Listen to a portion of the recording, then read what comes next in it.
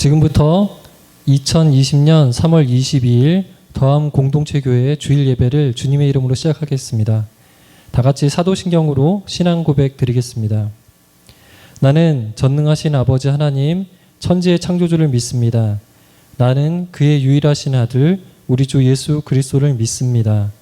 그는 성령으로 잉태되어 동정녀 마리아에게서 나시고 본디오 빌라도에게 고난을 받아 십자가에 못 박혀 죽으시고 장사된 지 사흘 만에 죽은 자 가운데서 다시 살아나셨으며 하늘에 오르시어 전능하신 아버지 하나님 우편에 앉아 계시다가 거기로부터 살아있는 자와 죽은 자를 심판하러 오십니다. 나는 성령을 믿으며 거룩한 공교회와 성도의 교제와 죄를 용서받는 것과 몸의 부활과 영생을 믿습니다. 아멘. 하나, 둘, 셋,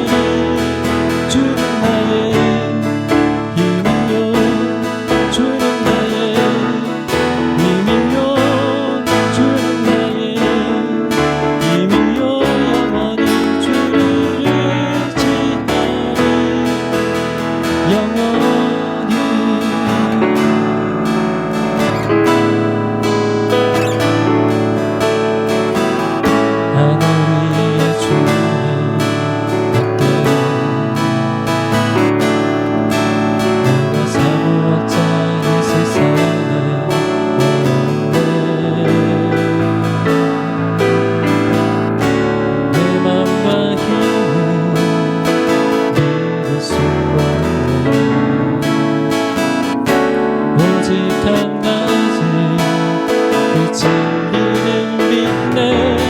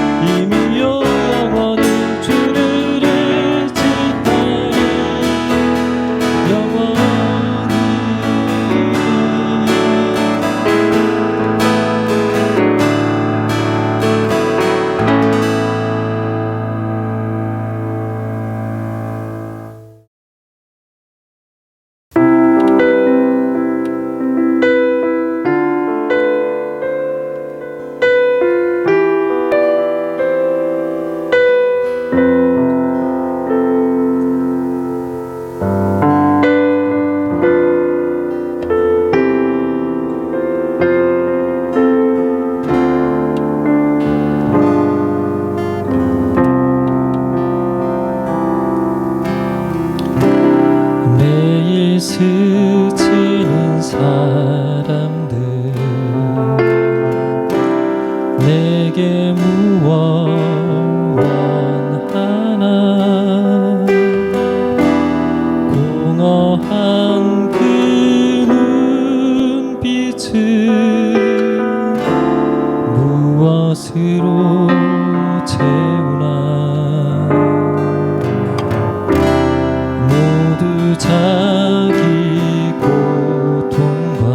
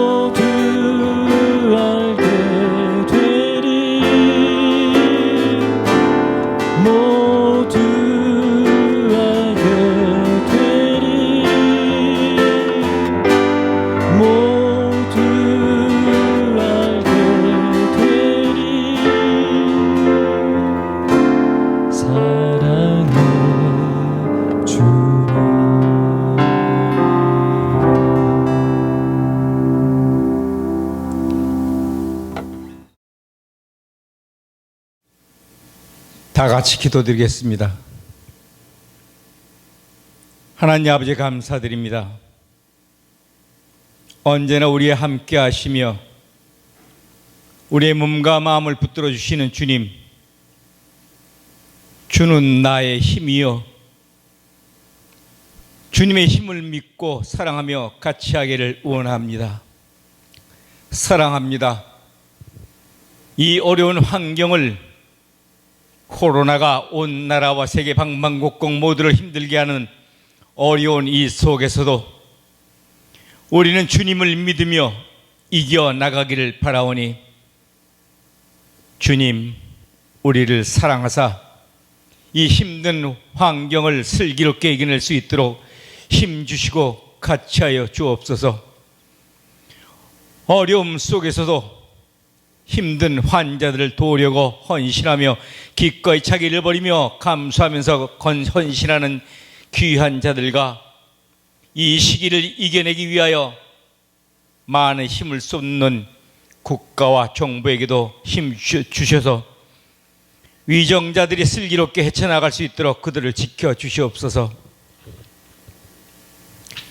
사랑하는 하나님 아버지 믿습니다. 주님, 우리를 사랑하시는 그 손길을 우리는 주님 손을 꼭 붙들고 이겨낼 수 있도록 주님이시여 간절히 간구하오니, 이 코로나가 이 나라에서 사라질 수 있기를 간절히 기도합니다. 힘든 시간을 보내는 모든 이들을, 아픈 마음을 붙들고 기도하는 저희들을 우리가 이 코로나를 이기기 위하여 모여서 같이 하고 찬송하며 기도하라 하신 그 말씀을 생각하며 모이지는 못하나, 이렇게 이 힘든 시간을 이기기 위해 각 가정마다 모여서 동영상 예배를 드려오니, 이 예배를 받으시고 우리 모두가 이 예배를 함께 드리는 다음 공동체 교회와 공동체 성도들과 아이들, 학생들, 아기들에게도 주님 같이 하여 주셔서 그들과 같이 하는 시간을 보내기를 원합니다. 하나님 아버지시여, 당신의 귀한 종 권요생 목사님의 설교 말씀에도 은혜를 내려주사 우리 모두가 모두에게 기쁨이 넘치기를, 이 힘든 시간을 이겨내어 주님 사랑을 같이 할 수 있게 하여 주시기를 원하며, 주님을 믿으며 우리 모두가 기쁨으로 이 시간 같이 할 수 있기를 바라면서, 우리를 사랑으로 감싸 주시는 주님을 믿으며 우리 모두가 주님과 같이 하는 마음으로 함께 기도를 드립니다. 감사합니다. 사랑합니다. 이 모든 말씀을 예수님 이름으로 기도드립니다. 아멘.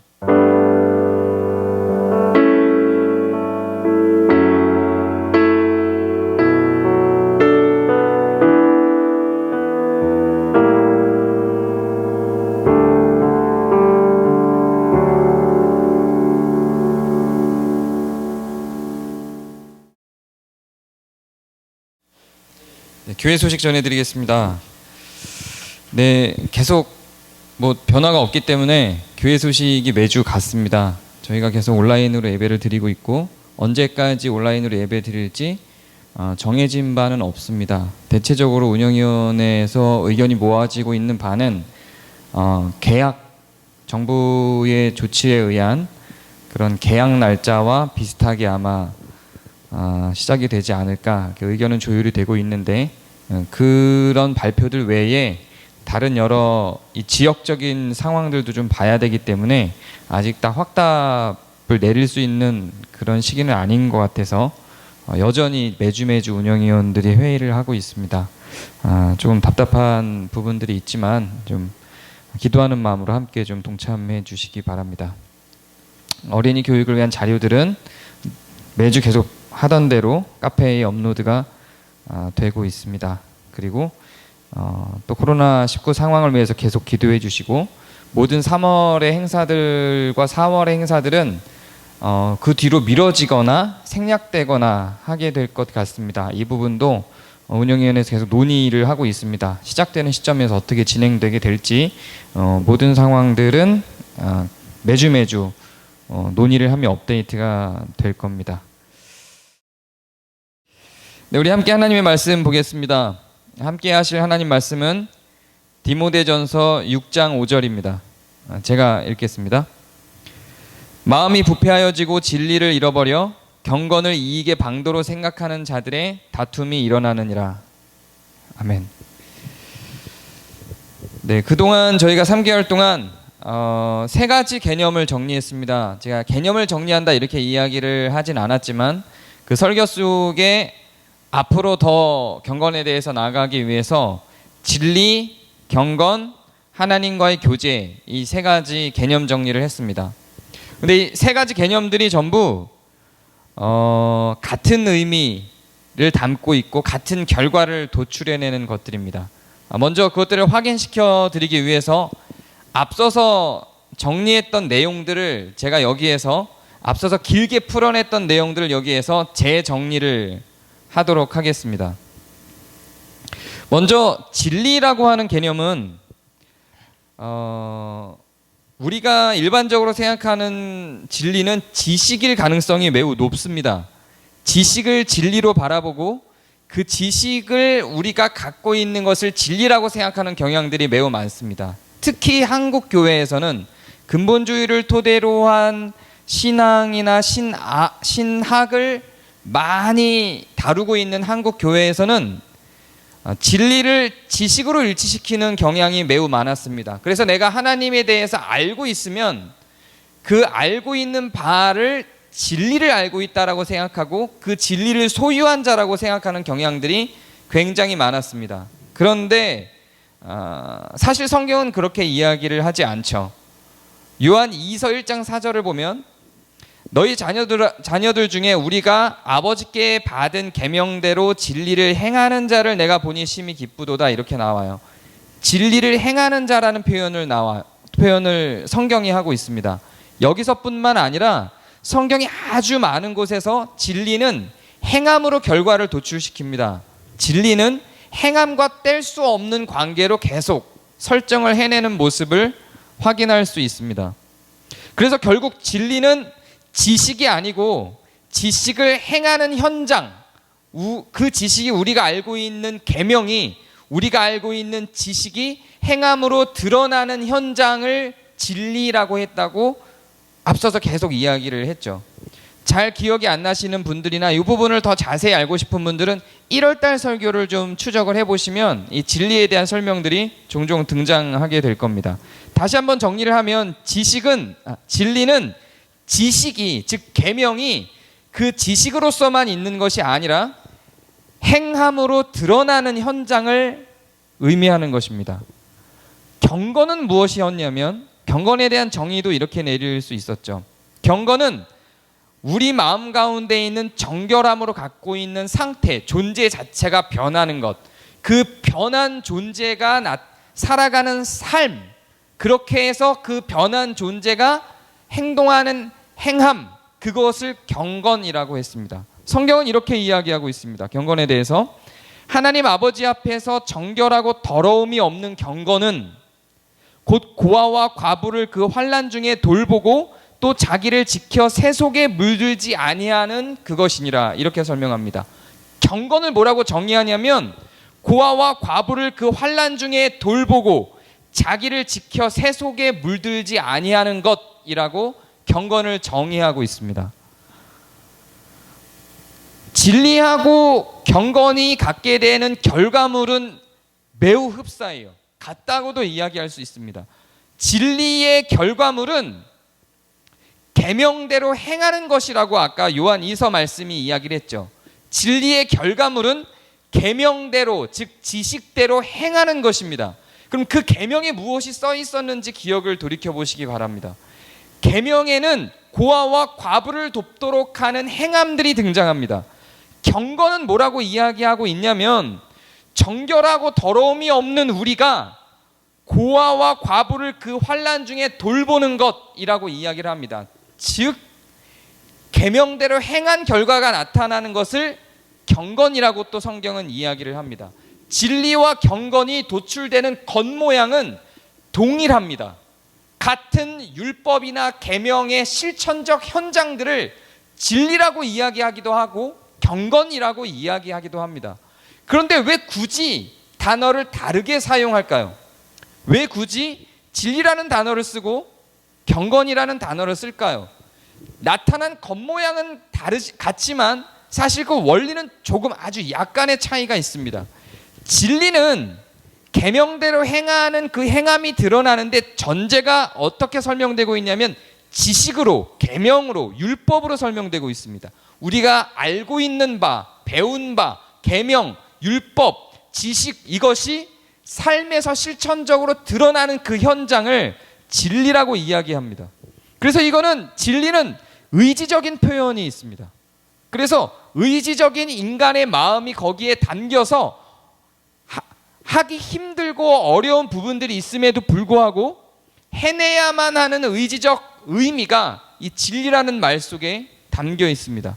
그런데 경건은 정결한 존재, 어떤 존재가 된 사람의 삶 속에서 드러나는 자연스러운 표현들입니다. 그러니까 이건 내가 의지적으로 드러나서 고아와 과부를 돕는다기보다 그냥 경건한 사람이, 그냥 정결하고 더러움이 없는 사람이 살아가는 삶의 현장에서 그렇게 자연스럽게 드러나는 그 삶을 경건한 삶이라고 이야기를 합니다. 그래서 성경에서는 경건이라고 하는 단어가 곧 성도라고 하는 단어와 같은 단어를 사용한다 그랬죠. 그래서 결국 성도는 경건한 자라고 하는 단어와 일치하는 동일한 단어를 사용한다고 했었습니다. 결국은 진리하고 경건이 도출된 결과물은 다르지 않지만 원리적으로 진리는 그렇게 해야만 하는 당위를 설명하는 거라면 경건은 그러한 존재로 내가 발전하고 성장해서 내가 그냥 정결한 존재여서 살아간 삶이 진리를 행한 자의 삶의 결과로 나타난 것과 동일한 모습을 보여주는 겁니다. 경건은 매우 자연스러운 삶의 결과물이고 진리는 의지적으로 그렇게 끌고 가는 겁니다. 그럼 진리는 안 좋은 거 경건이 좋은 거냐? 그렇지 않아요. 설명하는 방식의 차이인 거지 진리라고 하는 당위를 설명해놓고 그 진리를 삶으로 표현해서 살아가게 되는 그 진리에 맞춰서 변한 나, 그 진리에 맞춘 성도의 모습을 경건으로 표현을 하는 겁니다. 같은 이야기를 하고 있는 거라는 말입니다. 그러면 중요한 건 문제는 이 진리와 경건을 어떻게 성취하느냐.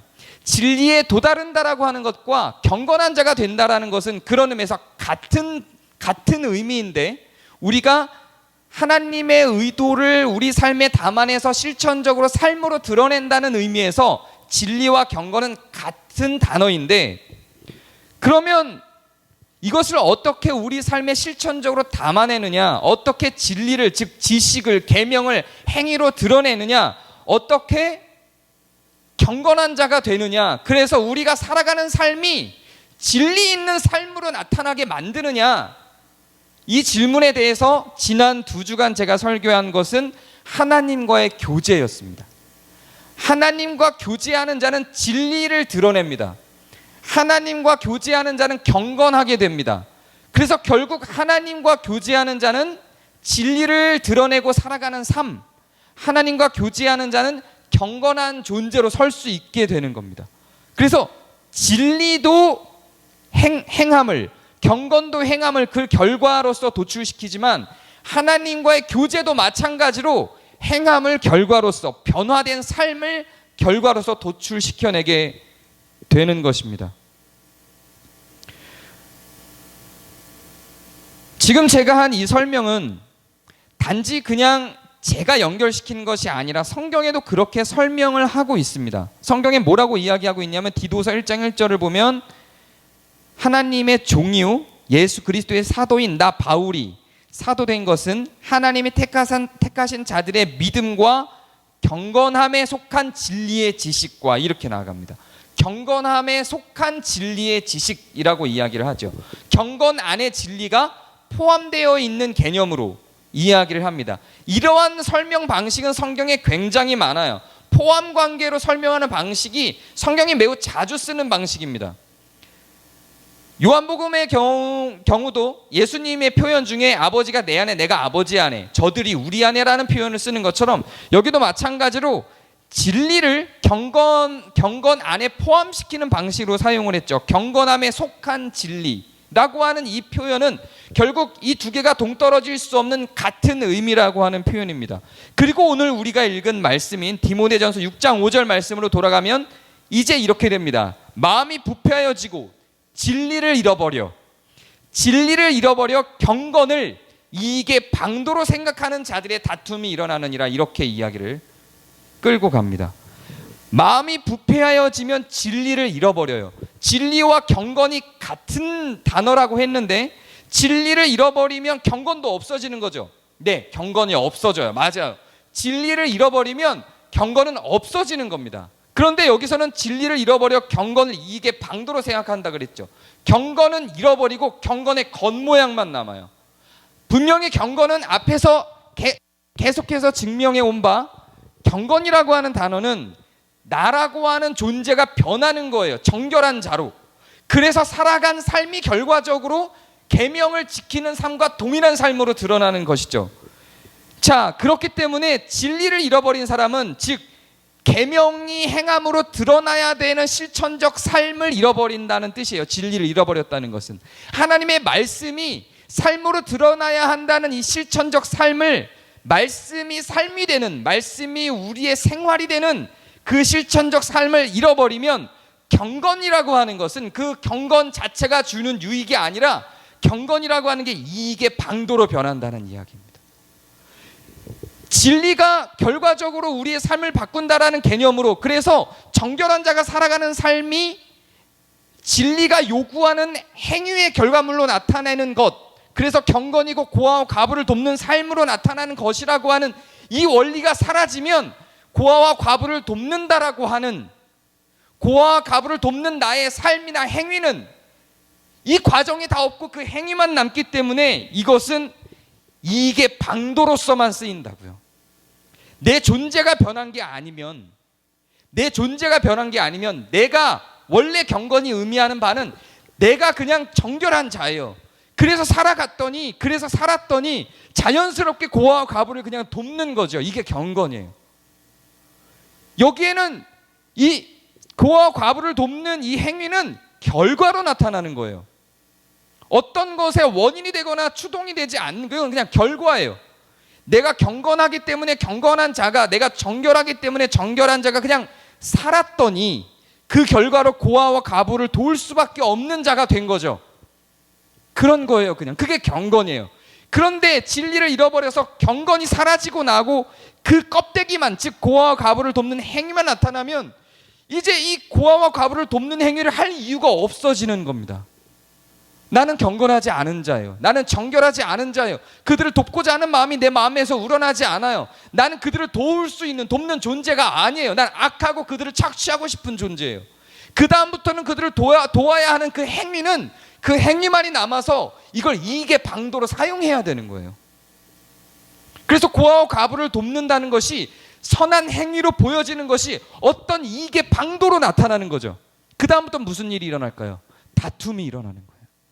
왜냐하면 그들을 도와놓고 그걸 이익의 방도로 써야 되기 때문에 그 고아와 과부를 도운 결과물로 어떤 이익이 나에게 나타나야 하는데 이익이 안 나타나잖아요. 그럼 그 이익을 만들어내기 위한 다툼이 일어나는 거예요. 고아와 과부를 돕는 그 행위가 내 밥그릇이 돼버리고 마는 거죠. 지금 디모데전서 6장 5절은 그걸 이야기하고 있는 겁니다.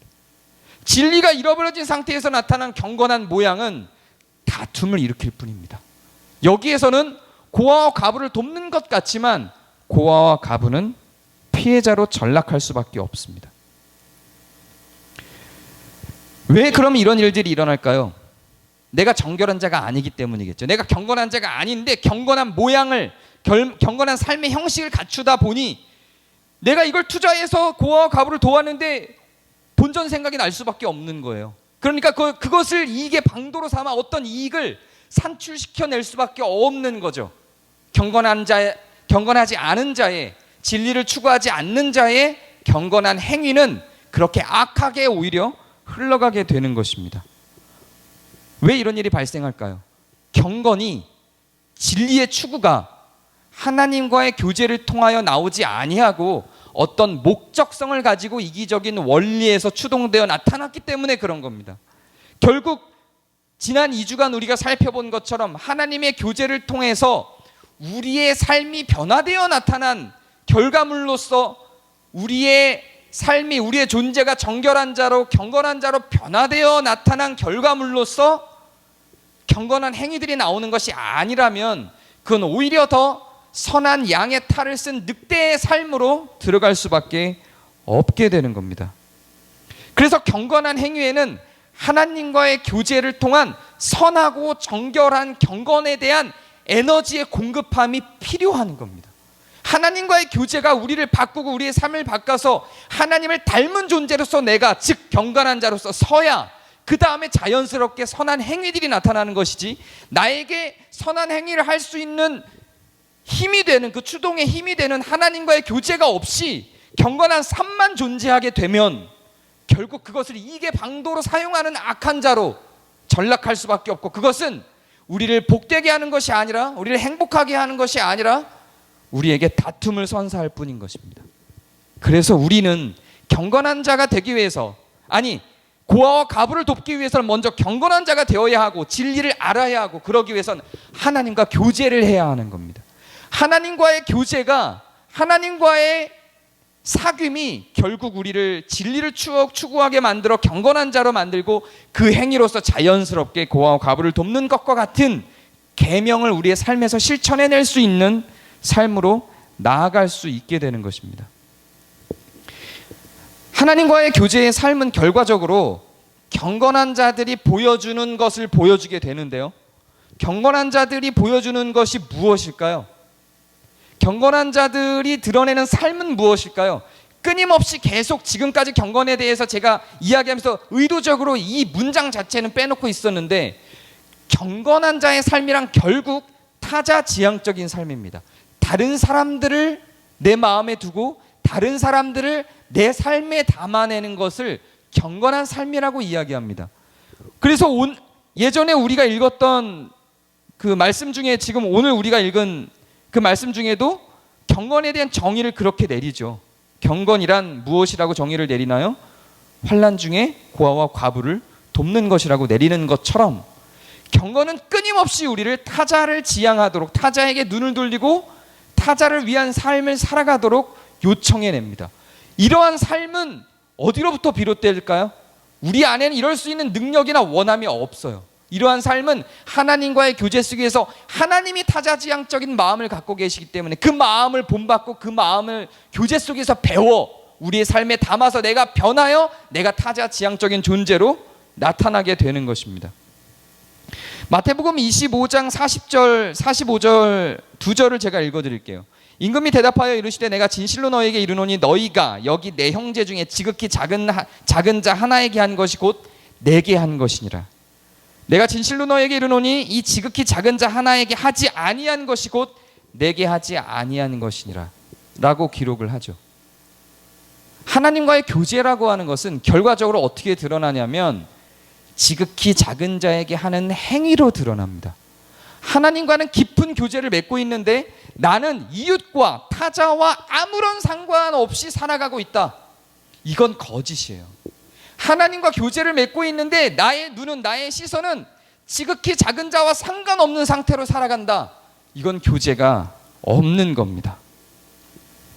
하나님과의 교제는 결과적으로 경건한 자로 우리를 바꾸고 경건한 자로 변한 우리는 결국 타자를 향하여 나타나게 됩니다. 성경이 말하는 이웃사랑의 이웃은 나와 친한 사람, 내 옆에 있는 사람, 나로 비롯된 관계를 의미하지 않고 그것이 아내이든 자녀이든 교우든 직장 동료이든 타자를 의미합니다. 전부 사실은 타자들이에요. 나와 같지 않은 사람들이에요. 다른 사람들이에요. 그들을 향하여 내 삶이 던져지는 구조로 가요. 그렇게 가는 것이 오히려 우리를 복되게 한다고 성경은 끊임없이 계속 가르치고 있는 겁니다. 고린도전서 1장 8절 9절을 보면 이렇게 기록하고 있습니다. 9절을 먼저 읽어보면요, 너희를 불러 그의 아들 예수 그리스도 우리 주와 더불어 교제하게 하시는 하나님은 미쁘시도다라고 이야기를 해요. 그런데 그 교제를 왜 하게 되는지를 8절에서 기록하고 있는데, 예수 그리스도의 날에 책망할 것이 없는 자로 끝까지 견고하게 하시기 위해서 예수 그리스도와 교제하게 하신다고요. 그리스도와 교제의 결과물이 뭐냐면 경건한 자로 세우는 거예요. 즉 책망할 것이 없는 자, 정결한 자로 우리를 세우기 위해서 그 결과를 도출시키는 것이 예수 그리스도와의 교제라고 하는 이야기입니다. 또 같은 의미에서의 재미있는 표현이 빌립보서 2장에 나타납니다. 빌립보서 2장 5절을 보면 너희 안에 이 마음을 품으라 곧 그리스도 예수의 마음이라고 이야기를 하고, 그 뒤에는 근본 하나님의 본체시나 하나님과 동등됨을 취할 것으로 여기지 아니하시고 자기를 비워 종의 형체, 즉 사람의 형체를 가지사 사람들과 같이 되셨고 사람의 모양으로 나타나 자기를 낮추시고 죽기까지 복종하여 십자가에 죽으셨다고 기록을 해요. 근데 그 5절 바로 위에 이 현상을, 이것도 제가 한번 설교한 적이 있었는데 이 요절 갖고, 그 뒤에 이 현상을 사람의 말로 풀어 써놓은 것이 있는데 이렇게 풀어 써놓고 있어요. 아무 일에든지 다툼이나 허영으로 하지 않고 오직 겸손한 마음으로, 아까 거와 비슷한 표현이죠. 겸손한 마음으로 각각 자기보다 남을 낮게 여기고 좋게 여긴다는 이야기예요. 각자 자기 일도 돌봐야 되는 거예요. 자기 일을 돌볼 뿐더러 또한 각각 다른 사람의 일을 돌보아 나의 기쁨을 충만하게 한다는 거예요. 이게 그리스도 예수의 마음을 담는 거예요. 이 마음을 품으라고 하는 겁니다. 이거를 그리스도의 교제라고 하는 겁니다. 그리스도와 교제를 해서 나타난 결과물이 바로 이거예요. 다투지 않고 허용하지 않고 겸손해서 남을 나보다 낮게 좋게 여기고 나도 돌보고 남도 돌보는 삶이에요. 자기 형체를 비워서 인간이 되시고 십자가에 못 박혀 죽기까지 하신 그 하나님을, 그 그리스도를 경배하고 끝나라는 게 아니라 그 마음을 품고 그 삶을 살아가라고 요청을 하는 거예요. 이게 진리죠. 이 요청이 진리예요. 이 지식이 우리 삶으로 침투해서 이 지식을 가진 삶을, 이 지식대로 살아가는 삶을 살도록 하는 게 진리예요. 이렇게 그리스도와 교제하면서 내가 그럴 수 있는 존재로 돼서 그 삶을 살아가는 게 경건이에요. 이 모든 진리와 경건에 나타나는 결과물을 도출시키는 그 원인은, 그 원리는 그리스도와의 교제라고요. 하나님과의 교제예요. 이것이 없으면 하나님과의 교제를 통해서 진리를 추구하는 자가 되어 경건한 존재가 된 이러한 과정이 없이 경건한 모양으로 나는 하기 싫으나 어떤 고아와 과부를 돕고 의로운 행위들을 해내는 그런 겉모양을 갖춘, 경건의 모양을 갖춘 삶을 살아가는 건 결국 그것을 이익의 방도로 사용하게 되고 결국 그 안에는 다툼이 일어날 뿐이라고 하는 것입니다. 왜 이것들이 계속 다툼으로 가게 될까요?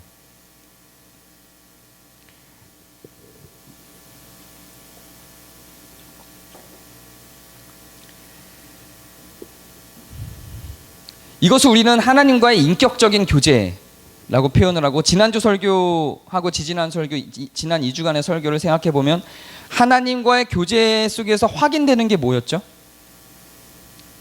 어렵다는 겁니다. 우리는 하나님과 다르기 때문에 하나님과의 교제에서 어려움을 느껴요. 시편의 저자들을 보면 끊임없이 그 어려움들을 토로하죠. 하나님과 교제한다는 게 결코 쉽지 않아요. 난 경건하지 않은 존재인데 경건한 존재로 요청하니까요. 나는 겸손하지 않은데 겸손한 존재로 요청하니까요. 나를 낮게 여기도록 저는 어릴 때부터 배워서 계속 요청받아서 그런 삶을 살고 있고, 나의 본성도 내가 최고가 되기 위한 삶으로 살아가는데, 성경은 하나님은 하나님과의 교제 속에서 나타난 하나님의 성품은 그렇지 않아요. 하나님이신 정말로 가장 높으신 그 하나님이 낮아지셔서 인간의 형체를 입고, 그것도 말구유로 오신 그분이 결국은 십자가에까지 못 박혀 죽으시는 삶을 살아놓고 그런 나를 경배하라가 아니라 너희도 그런 삶을 살아라까지 가시는 거예요. 미치죠. 이런 하나님과 우리는 교제를 하고 있는 거예요. 그리고 이런 하나님과 우리는 교제를 하면서 그 하나님을 닮아가고 있어요.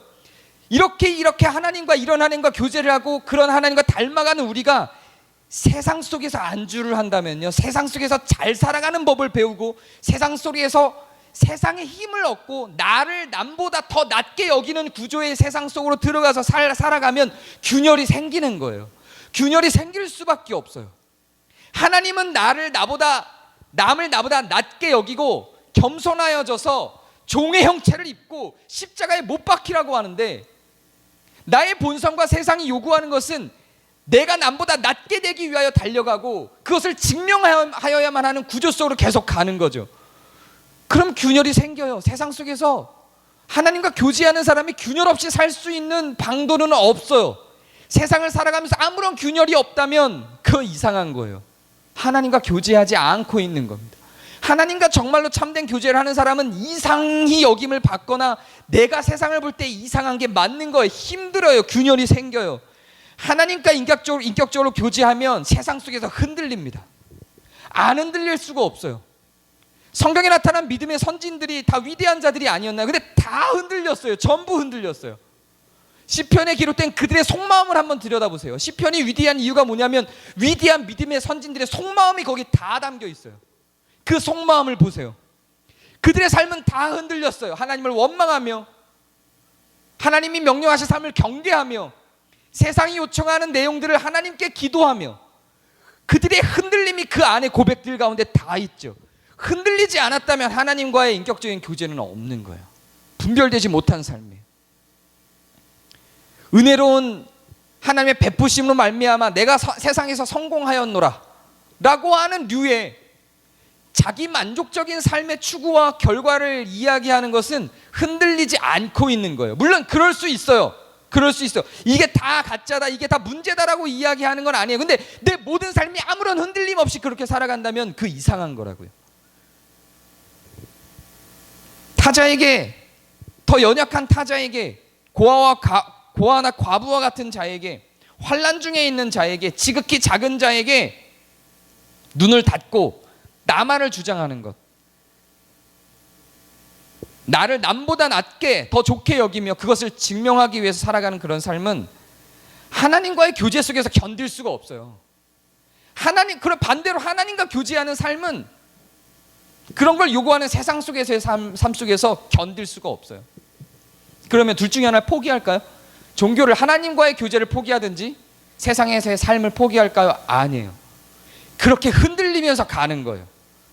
그게 경건한 자의 삶이고 그게 신앙인 겁니다. 신앙은 원래 이렇게 흔들리는 거예요. 흔들릴 수밖에 없어요. 왜냐하면 우리는 하나님의 성품과 다른 성품으로 만연하고 하나님과의 성품과 다른 성품을 요구하는 세상 속에서 살아가고 있으니까요.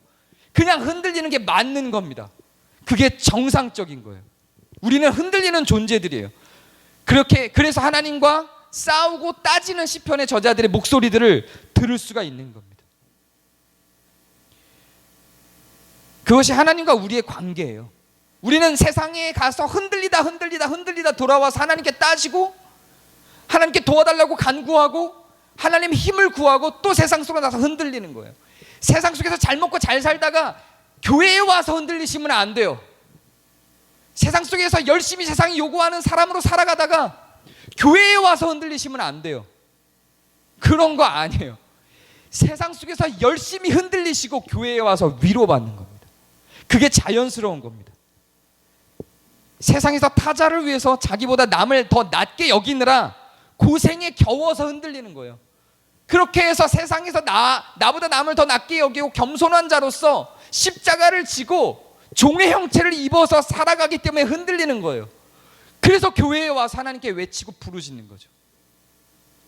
그래서 교회에 와서 부르짖는 부르짖음은 감사의 기도보다도, 시편을 쭉 보면 감사 찬양이나 감사시보다요 원망시가 훨씬 많아요. 저주시가 더 많아요. 왜 그럴까요? 그 시편의 저자들이 다 이상할까요? 최소한 저보다는 나을 거라고요. 그런데 다 흔들리고 있어요. 그러한 사람들에게 왜 그들이 흔들리냐면 하나님과의 교제를 토대고 세상에서 살아냈기 때문에 그래요. 다윗이 왜 흔들렸을까요? 다윗이 그가 갖고 있는 능력과 힘으로 사울왕을 죽여버리고 원수들을 다 일망타진해버릴 수 있죠. 근데 막상 죽일 수 있는 기회가 왔을 때 안 죽이잖아요. 왜요? 흔들려요. 원수가 눈앞에 있는데 그 기도로 하나님께는 저 원수를 죽여주시고 계속 기도했어요, 다윗은. 근데 당장 원수가 눈앞에 딱 오니까 못 죽여요. 흔들려요.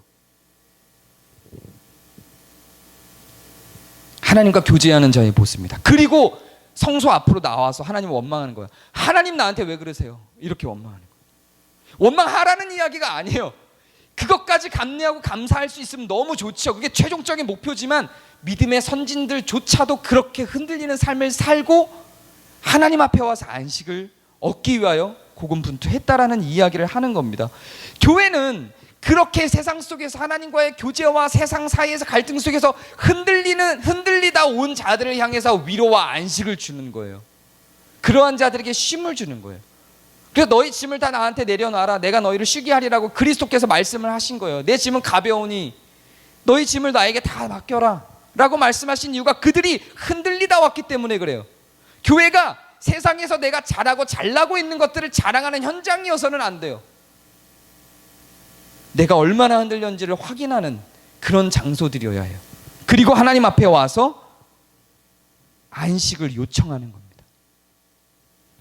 교회는 그렇게 세상에서 흔들리다 온 자들, 경건한 삶을 위하여 흔들리다 온 자들에게 안식과 쉼을 주는 곳이지, 위대하고 강하고 막강한 삶을 누리다 온 것을 칭찬하며 그런 자들만 안식과 쉼을 누리는 공간이어서는 안 됩니다.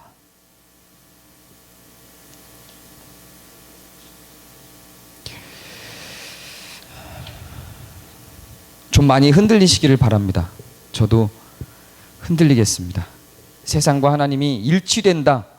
하나님의 교제와 하나님과의 교제와 세상과의 교제가 하나님이 가르치신 것과 세상이 가르치는 것이 일치한다. 그건 이상한 겁니다. 둘 중에 하나가 잘못된 거예요. 같을 수 없어요. 세상 끝날까지 균열은 반드시 존재합니다. 그만큼 우리는 흔들리게 됩니다. 우리 많이 흔들리고 다시 모였을 때 얼마나 흔들렸는지를 나누고 하나님께 더 울부짖으며 기도할 수 있는 자들로 설 수 있게 되기를 소망합니다. 제가 기도하겠습니다. 은혜의 하나님, 우리는 흔들립니다. 특히나 이 어려운 시기에 더 많이 흔들립니다. 우리는 지식을 추구하기보다, 경건한 존재가 되기보다 경건한 모양을 입어 그것을 이익의 방도로 사용하기를 더 즐겨하며 그래서 자꾸만 다투게 됩니다. 하나님, 그만 다투게 하시고 경건한 모양을 자랑하기 전에 경건한 존재로 서게 하시고 그것을 위하여 하나님과 꾸준히 교제하는 자로 설 수 있도록 인도해 주시옵소서. 우리 구주 예수 그리스도의 이름으로 기도합니다. 아멘. 더불어 함께하는 기도 함께 하시겠습니다. 저희가 더불어 함께하는 기도는 원래 함께 모여서 한 목소리로 기도를 하는데 지금은 흩어져 있으니까요. 제가 기도문을 작성했습니다. 주보에 같이 매주 올려드리는 것처럼 올려드리니 같이 낭독을 하셔도 좋고 조용히 눈을 감고 함께하는 마음으로 저의 기도문 낭독을 들어주셔도 좋겠습니다. 은혜의 하나님, 세계보건기구에 의해 팬데믹이 선언되고 코로나19 상황은 쉽지 않은 길로 들어서고 있습니다. 무역과 여행이 큰 타격을 입고 세계적인 경제가 어려워질 것으로 진단됩니다.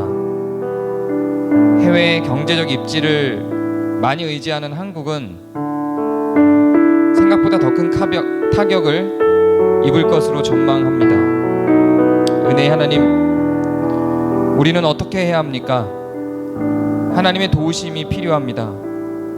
수많은 자영업자들과 영세한 중소기업들, 계약 직원들과 아르바이트로 살아가던 사람들, 아직은 예상만 할 뿐이지만 직접적인 타격이 곧 우리에게 엄습할 것입니다. 우리는 하나님의 도우심이 절실히 필요합니다.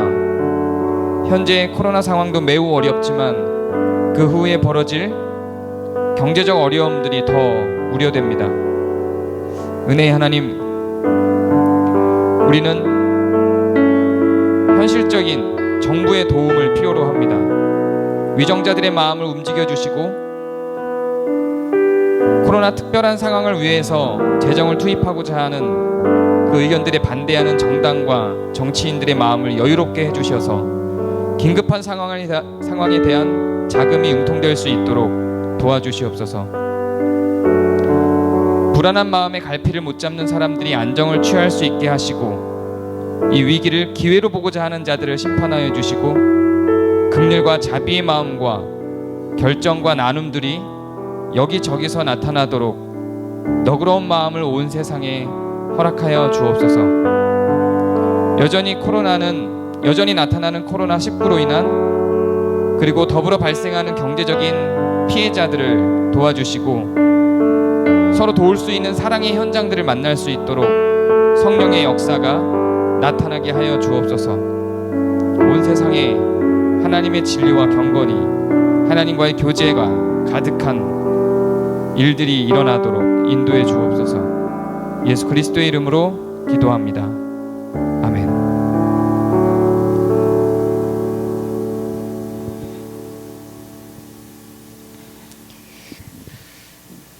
네, 우리 다 함께 봉헌하시겠습니다. 함께 그들은 모두 주가 필요해 찬양하시면서 봉헌하시겠습니다.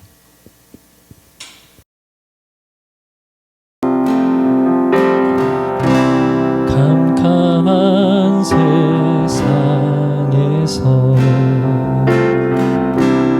빛으로 부른 바다 잃어버린 자들과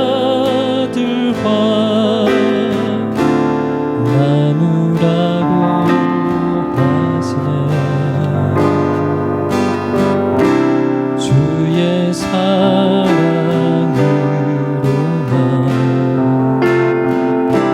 사랑할 수 있네. 우리가 나눌 때에 그들 알겠네.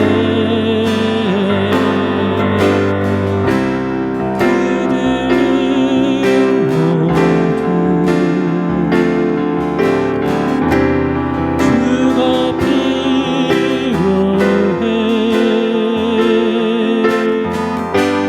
깨지고 상한 마음 주가 여시네. 그들은 모두 주가 필요해.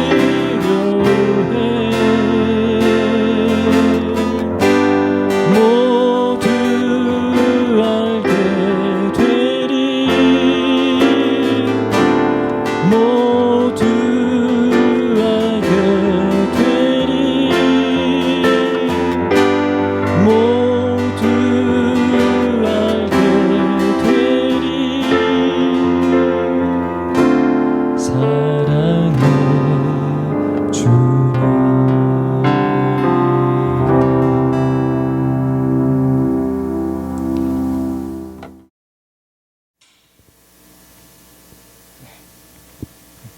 봉헌기도 할게요.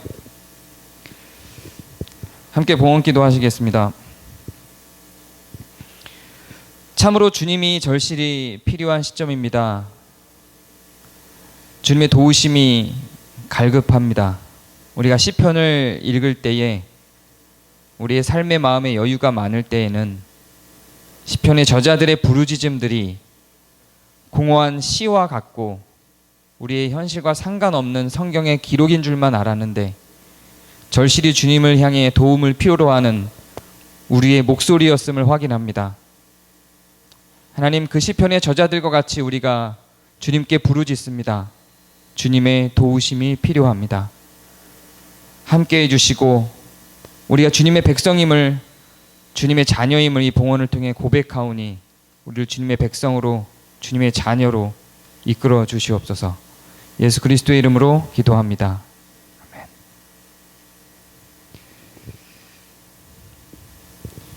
우리 함께하는 강복선언으로 예배를 마치겠습니다.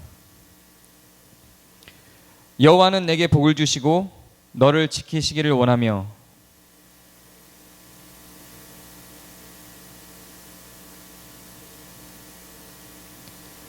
여호와는 그 얼굴을 내게로 향하여 드사 평강 주시기를 원하노라. 아멘.